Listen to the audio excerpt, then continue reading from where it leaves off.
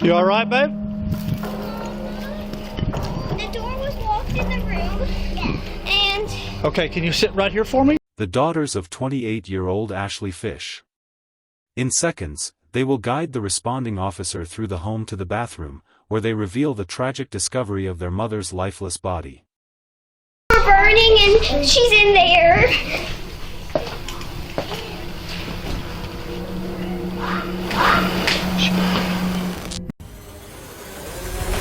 Crime Tracker.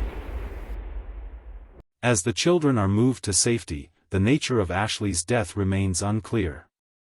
Investigators would eventually pivot from an open search to a domestic focus, unearthing a killer much closer to home than anyone anticipated. Is she alive? No, she's not. They're young. Yeah, he done a number on her, that's for sure. I wanted him to leave. Get out there. Leave the girls alone. I said, I'd just shoot you. I don't even know. In the city of Derrida, local dispatch receives a 911 call marked by an unusual emotional detachment. This eerie composure from the caller signaled to authorities that the situation unfolding was far from a standard emergency. 911, where's your emergency? Hi, I need to report a crime. Okay, what's the address? 265 Northridge Drive, in DeRidder, Louisiana. Stay on the line while I get through it. Please hold with us. Thank you. With the abrupt termination of the call, the urgency for response intensifies. Officer Josh Stanford arrives at the Derrida address minutes later, unknowingly on the threshold of a crime scene that would soon shock the community.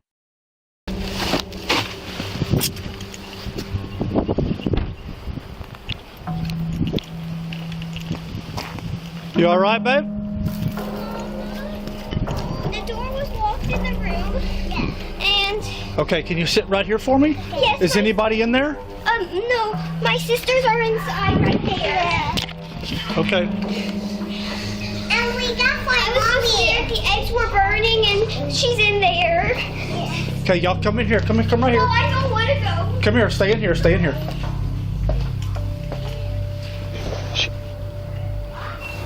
Two 254 City.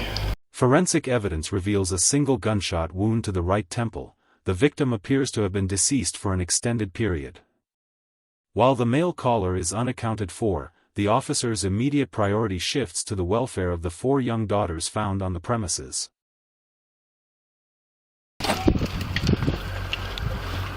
Come here. Come here. We're all alone. Come help me. Come help me. Do you know these children? Yes, they're our neighbors. Okay. Yeah, like Maddie. You got parents here? Yes. Huh? Can you take them to a secure place for me? Was there anybody else here, baby? I don't think so. I don't know. After the children are secured at a neighbor's house, the investigation turns toward the missing caller. At this stage, officers believe they are searching for a potential victim, not yet realizing the caller is the primary suspect in the shooting. Is there one victim or two? I'm at Northridge. City, do I have one victim or two? So we need to clear the rest of the house. I'm under the impression there was a male here too. Okay. So clear the rest of the house. City police! Hey, city police! Go right. Police department! Click. See, when Gladys was on the phone with him, I was under the impression there was a male subject that had been shot. Look out in the backyard. Check the backyard. Check that out. What's that I smell? The eggs were burning. Oh, they cook? Oh, okay. Where's she at? She's in that bathroom in there. Oh, hell. Everything else clear? Everything else is clear. With the residence cleared and the caller's identity still unknown, investigators examine the victim for signs of a struggle. The absence of defensive wounds leads police to initially consider a self-inflicted injury. However, the focus shifts to identification, a process that would soon reveal a personal connection, changing the nature of the investigation for the officers on scene. I didn't want to wait till you got here before I started trying to find an ID or anything. Let me... Hey, you want me to turn the stove off? Yes.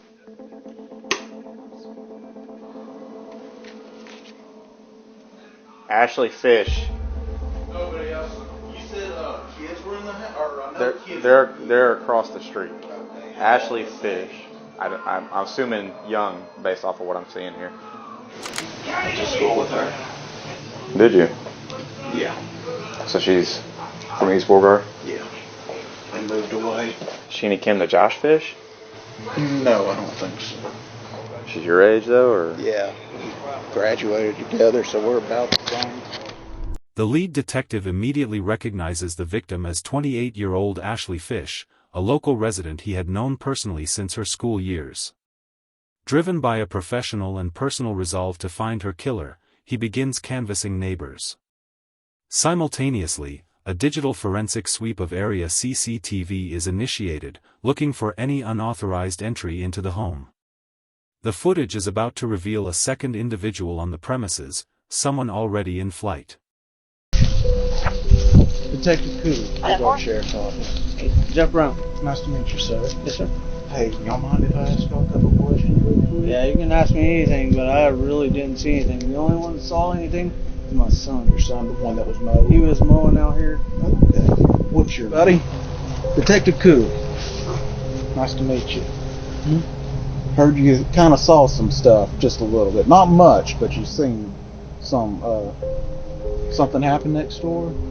Well, I was just mowing the lawn, and then I saw, like, the car of the owner or whatever leave. Corroborating the witness account, a neighboring Ring camera captures a black truck departing the Fish residence just minutes prior to the emergency call. In pursuit of the driver's identity, investigators approach the adjacent property. They are unaware that the next resident is the victim's closest confidant, a witness capable of identifying the driver immediately. What's that? The girls are at my house. Can you tell us what's going on? It's not good. Is she alive? No, she's not. Was she shot? Yes. She was out here earlier when about 5 o'clock or so. I saw her out here. Everything seemed fine. There was a truck. She has a significant other. She was going through a divorce, and they're legally separated. But he was here. The black truck was here. Yes, ma'am. Do you think he shot her? Well, I can't tell you a whole lot. I got it. So as long as the children are safe with you for now, we'll take care of it from there. As far as I know, her. Oh gosh, I'm assuming that it was Tyler was the person that was here. I don't know if that was his truck. He usually drives a black truck. And then her husband's name is John Fish. The witness identifies the primary suspect as 34-year-old Tyler Durachowski, the victim's current boyfriend. As detectives begin a forensic deep dive into his background and coordinate a multi-agency manhunt, the investigation is abruptly interrupted.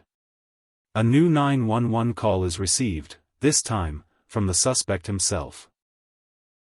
Hey, I need to turn myself in to the police. Okay. I don't know how to do this. Are you wanted? Do you have an active warrant? No, I just committed a crime. Okay, what crime did you commit? I shot somebody. Okay, where are you located? I'm at Burke's Outlet in DeRidder. I'm in the parking lot, and I just am going to wait here to get picked up. Okay, who did you shoot? A woman. Okay, what is her name? Ashley Fish. Units converged on the coordinates provided, a secluded, empty parking lot. Faced with a suspect who had allegedly executed a mother in the presence of her children, officers prepared for a high-risk encounter. The unexplained delay in his confession and the choice of location suggested the potential for a volatile ambush. The suspect is going to be in Burke's parking lot. Beautiful.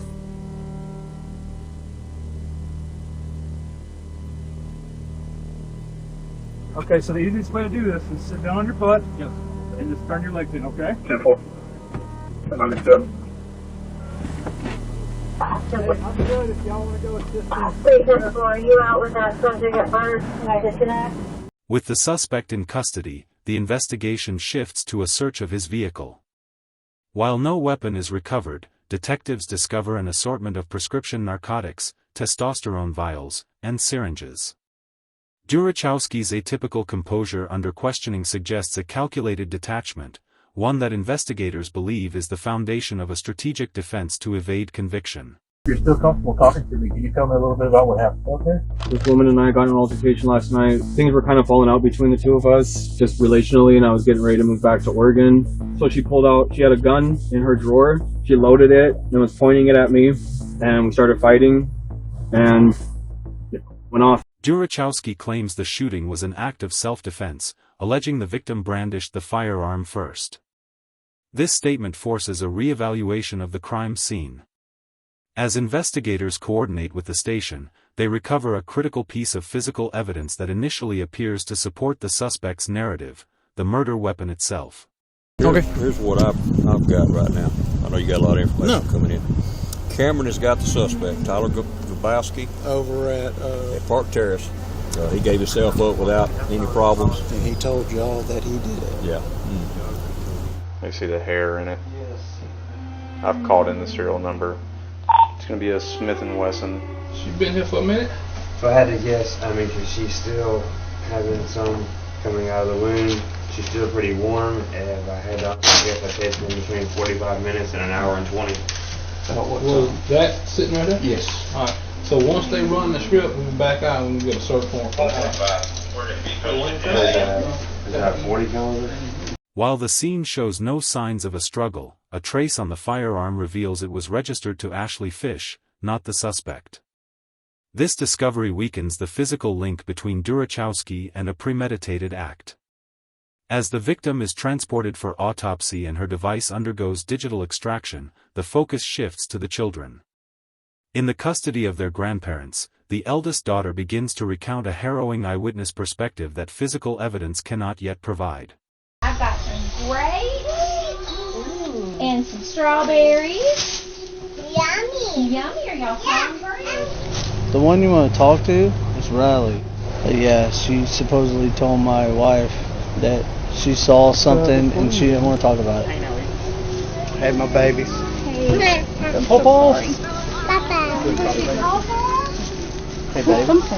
Here, I'm going to pick you up. Bye, Alexis. While the children are secured, the investigation turns to the victim's ex-husband, John. In a strategic move, Detective Cooley prioritizes John's interview, leaving Tyler to wait in isolation. This deliberate delay is designed to heighten the suspect's anxiety. By the time investigators finally enter the room, Tyler's composure has eroded, pushing him toward a volatile breaking point. Had someone do that to me. I've never had someone get that mad at me that they load a weapon. On provides a background of his decade-long relationship with the victim. The interview serves a dual purpose, establishing a timeline of Ashley's recent life and vetting the character of the primary suspect. As detectives probe for evidence of Tyler's volatility, John is forced to balance the interrogation with the impending task of explaining a mother's permanent absence to his daughters. I just want to let them know that she's no longer with us. Mom's no longer with us, you know. She's an angel now. Yeah. The 6-year-old and the 4-year-old, they don't really know. They're kind of like, oh, she's an angel. They're going to talk a little bit about it, and they're more concerned about how she's flying and everything, you know. Right. I don't know what she's seen or not, but that's got me real bent out of shape, you know.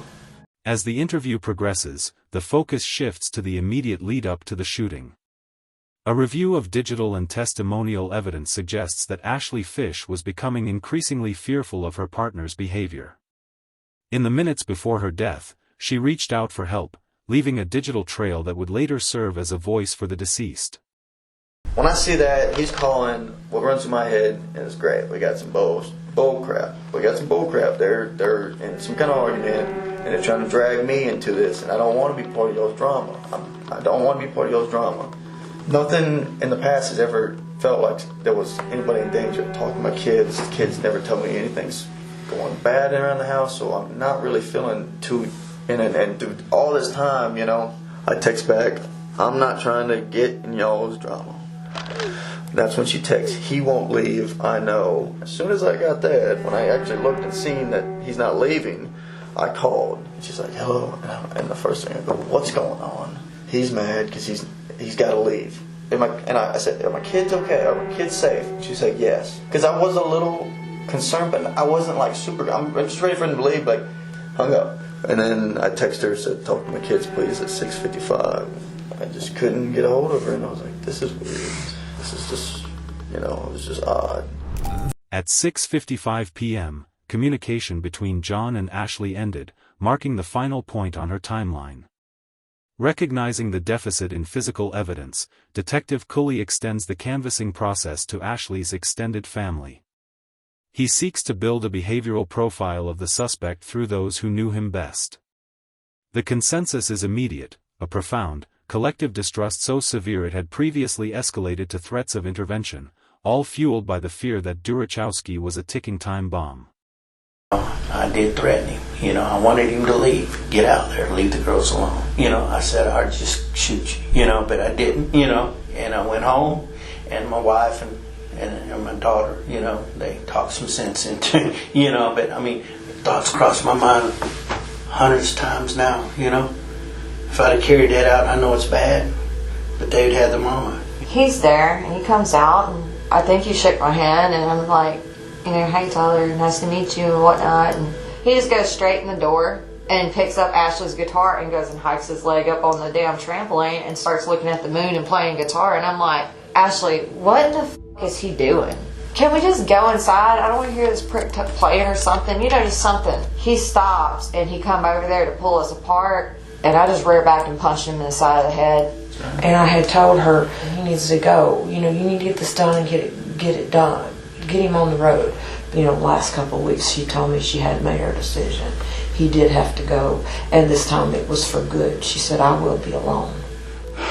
And then this other guy, and I talked with my wife about it. I said, I don't understand why somebody that supposedly has got their living already set, they ain't even got to work for a living, to start seeing somebody that has 4 kids. He has no kids. I said, the only thing I can think of is maybe he's a damn I said, that sounds suspicious to me, Yes. The consensus among Ashley's relatives is unanimous. Tyler Durachowski was a walking red flag. However, with the physical evidence still largely circumstantial, the case remains precarious. Investigators look toward the anabolic substances found in his vehicle, compounds known to induce aggression and impaired judgment, as a potential motive. Knowing that a skilled defense could leverage the weak forensic link, Detective Cooley prepares to enter the room. This is no longer just a procedural task. He is about to interrogate the man who confessed to killing his longtime friend. Okay, if I record, it's just help me keep everything in track. So, my biggest thing is I want to know who you are, because that's very important. We need to know who Ashley is. That's very important. It's not just the events of what happened tonight. It's the whole totality of the history with you guys, because that's going to help best explain everything that led up to where we're at. I'm gonna tell you that you remember the saying, "The truth will set you free." The truth will set you free in here. It's up to you. I can't make you. I would love to know. We would all love to know, just for the sake of you, and for the sake of Ashley, obviously. I feel like giving a statement just because I'm here. I don't know how long I wait for a lawyer to get here or whatever, but I just wanted to talk about what happened, tonight, so I don't know if that's, I think it's important, Okay. because right now we've got, obviously, I think I need to tell what happened. I left about 6 p.m., a little around 6 p.m. I'm not even quite sure when it was when I called the actual police department, I called 911. What I had left it as, there were 4 children in the house, and a woman. Investigators believe Durachowski's voluntary surrender was a calculated opening move, a tactical attempt to establish a narrative of cooperation and innocence. As the interrogation progresses, his objective becomes transparent. He begins to construct a defense based entirely on shifting culpability, framing the sequence of events as a situation provoked solely by Ashley's own actions. The woman and I had an altercation with a loaded weapon, and she has a bullet in her head. Never initiated violent contact on her like that. I'm not the one that pulled the gun. I don't have the gun. I don't want the gun. I don't want to in disputes with a gun. No intention to shoot Ashley. No. I've never had. I don't want to take a mother away from her 4 kids. Like, that's not my thing. I close the door. I lock that bedroom door to the bedroom so the kids don't go in there. I had emptied out the gun. It was empty, and I left it there. And I went out. I didn't know what the fuck to do. I'm sorry. I wasn't perfect. The kids were there. There's a 9-year-old there that's really responsible and was watching the kids. The neighbors were outside across the street, or I had seen neighbors outside at one point across the street. I felt like I just needed to go and be like, this just happened. So I drove to the parking lot down the street and just called 911. In his testimony, Durachowski reduces the homicide to a mere altercation.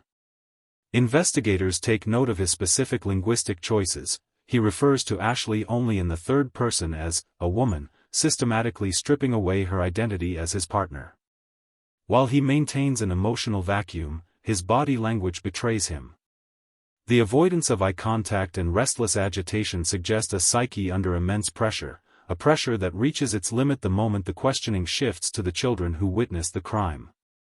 And she's got how many kids? 4 kids. 4. That's what That's yes. what I was told. Yes. Okay. Do you know their names and ages? Yes. Yeah. Emma's 2. Josie's 4. Lexi is 6, and Riley is 9. Okay. Were they all at the house tonight? Yes. Okay. The sudden emotional outburst introduces a new variable. Detectives analyze whether the breakdown is a tactical maneuver or a genuine psychological rupture. To prevent the suspect from terminating the interview, Detective Cooley pivots to a softer, probing technique, focusing on the friction within the relationship. This subtle shift in pressure catches Tyler off guard, resulting in a verbal slip that compromises his entire self-defense claim.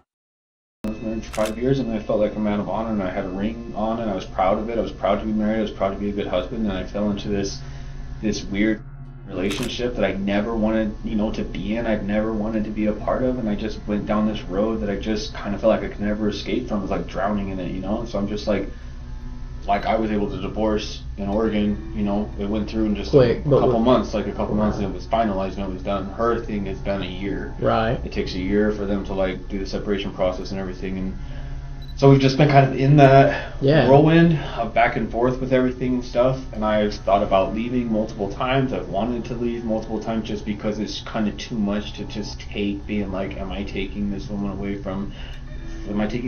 away from 4 kids, like his 4 kids, whatever. I just have felt I felt a lot of guilt in my life in this relationship. Durachowski's claim of being an unwilling participant in the relationship is immediately contradicted by the evidence. Digital records provided by Ashley's ex-husband confirm she had repeatedly requested that Tyler move out, requests he ignored.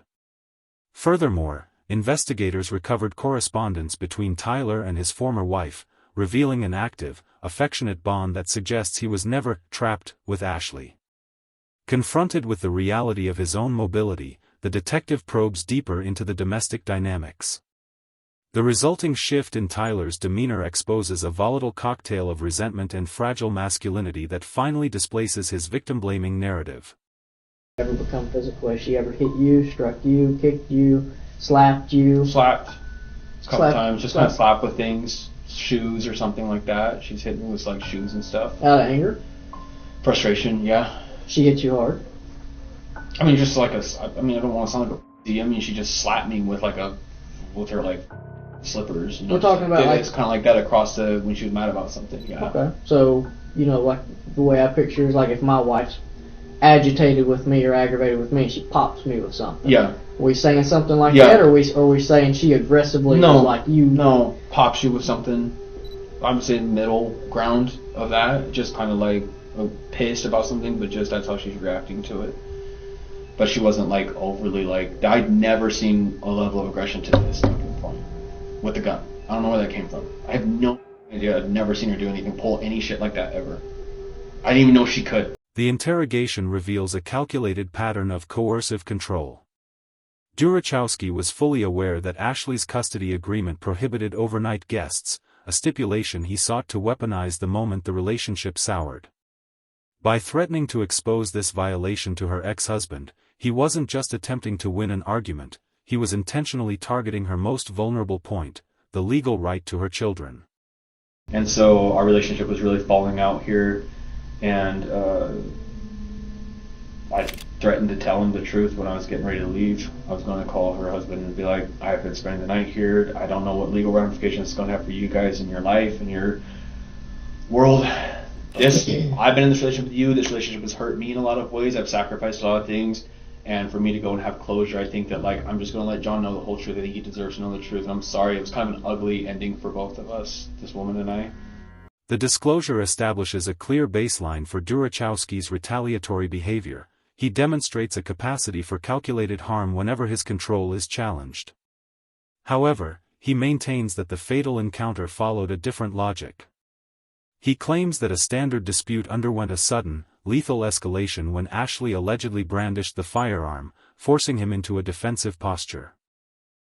She has a loaded gun, or she has a gun in her drawer next to the bed, and I was in the bedroom talking with her, and she loaded her gun and cocked it back and basically told me that she wasn't going to let me call and tell. And so this just went to 1,000, 0 to 1,000 in one blink of an eye. I'm in the bedroom talking with her, having a normal conversation, and she's loading a gun in front of my face, and she has a pistol. Literally packing some stuff, putting some stuff in the drawers. I wasn't doing shit. I didn't hit her. I wasn't fighting her or anything. I was just talking. And she loaded her gun and was pointing at me. I just know that that's where that started from. And I'm not saying that to do something, dig myself in the grave, oh, the past, he never saw it happen and now she did it. That sounds like bullshit. No, she did it though. I'm a man. I'm a lot stronger than her. I was aggressive, but it was she's shot that gun before. She knows what the fuck she's doing with it. I don't shoot guns. I didn't barely shot a gun in my life. And so the whole way it happened, I feel for me, I didn't mean to do anything. I didn't mean for her to do anything. It was basically felt like it was just fighting for my life. And I feel it was this is how it ended. While Tyler insists he acted out of survival, his story is about to face the ultimate forensic test. Detectives shift the focus to the final seconds in the bathroom, looking for the technical flaws that often haunt a fabricated self-defense claim. What he says next represents the tipping point of the entire investigation, a detail that will either grant him his freedom or seal his fate. Okay, how long from the time she came into the bathroom to where it escalated to the point she gets shot? Talking about seconds or minutes? 2 minutes probably. Talk to me just about struggling. Those 2 minutes. Talk just to me fighting, it's a combination of talking, moving the gun around each other. It's just I'm trying to grab her, I'm trying to hold on to her. It's just it was just felt like it was fight for survival. I don't know what was going on. I felt like she was going to kill me. So at no point you stripped the gun from her and had the gun in your hand totally? Not until it was over. Not until she was on the ground. Were you on top? Was she on top? Behind. You were behind. Kind of trying to do a chokehold shit thing or something. She was trying to get the gun to me, so it was just in our general facial areas. Okay. After the shot, what happens? I don't even. I stood there and I couldn't believe what the fuck happened. And the first thing I thought of was, I have to call somebody. I have to get someone here. I have to stand up for what I've done. As Tyler's agitation forces a tactical pause, a forensic breakthrough arrives from the crime scene. The suspect's claim of a struggle for the firearm is dismantled by a single, undeniable fact: Ashley was found with her phone still clutched in her dominant right hand. More incriminating still, investigators discovered the victim's hair within the gun's barrel. Coupled with specific skull fracture patterns, the ballistics report confirms a contact-range discharge. This was not a panicked scramble for survival, it was a clinical execution. Armed with this proof, Detective Cully returns to the room to find a suspect whose calculated facade has finally shattered into pure aggression. Well, do you feel like it probably just got out of hand? Yes, I think our whole relationship was out of hand, and I think that I've never had someone do that to me. I've never had someone get that mad at me that they load a weapon in their house. The kids were asleep. It was 2 nights ago, and she cocks it back, and she's standing there all cocky, looking at me like she's gonna she knows what she's gonna do with it. I mean, why not? If this lady's got a gun, why not just get the hell out of there? Because she had never done anything like this before. The other night, 2 nights ago, I don't even know why I let that go. I should have left the house. I guess, is it fair to like say I was afraid for my life though? Yes. Like, is that fair to say that? I mean, I feel like the cop out there was like, "You're a big dude," and I feel like it's not fair if it's like, "You look like you could handle yourself. You could have just like punched her in the face or like kicked her or something or like done something." And I'm like, I don't know, man. One bullet goes off and you're fucked. Yeah. So I just felt like it was like, for me, it's not about that. That's right. It's about it was a fight for literally like, I don't know what the fuck she's gonna do. She threatened me that night, so now I'm just like, I don't even know. It just feels like it was a accident. I didn't try to murder anybody. I didn't try to kill anyone. I don't know how. I don't know what happened. I don't know. I worked in the medical field and I know that it's not good. I know that. The suspect's tone shifts from defensive frustration to overt hostility, revealing a deep-seated resentment toward the woman he claims to have loved. As Durachowski realizes his self-defense narrative is failing to persuade, his cooperation begins to evaporate. Sensing an opening, investigators intensify their pressure, a tactical miscalculation that pushes the suspect past his breaking point. Instead of a confession, the aggression triggers a total psychological withdrawal, threatening to bring the interrogation to an abrupt and permanent end. We're still missing some things that I feel that you're kind of rushing through, and I think it processing today. I just want to feel like I'm like someone's like on like kind of listen like on my side. On your side, right? No, but I'm not trying to. I get what you're saying. I know I've seen this in the movies. I know what I'm trying to do. Like it's like the more I tell now, it's like the better it looks. Like the more I just tell now, it's like. But I'm getting to that place where it's like we're at like the heart of everything that happened. I'm trying to be really careful with like if I fuck up or if I say something stupid, I don't know what. The more I talk, I feel like the more it's like gonna look like, oh man, dude, I'm trying to explain the best I can of what happened. Right now, the whole world, if they know what just happened, is probably like, that guy's a piece of shit. So I'm like feel really alone where I like don't have anyone. My family's not here. No one's here. I understand that Ashley's not here either, and I'm trying to process that shit right now. I don't know. But what we're going to do is we're going to refrain from any more questions. Understood. If you feel compelled to re-engage or say anything, you are more than welcome. You know, I appreciate you guys being patient with me. I know you guys got to do this with people and stuff, and I'm not trying to tell you guys I don't want your counsel and I don't want to tell more and more and more. I just feel like I'm at that point looking at that piece of paper, what I've told you.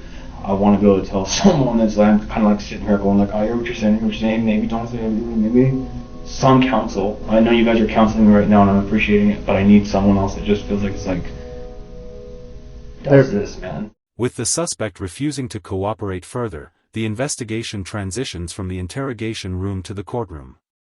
Despite Tyler's insistence that he acted in survival, the state presented an airtight case built on forensic certainties rather than character witness accounts. The physical evidence, most notably the biological matter found inside the weapon's barrel, proved insurmountable.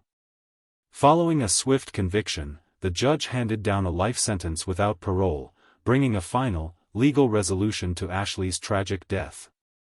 Thanks for watching. Crime Tracker.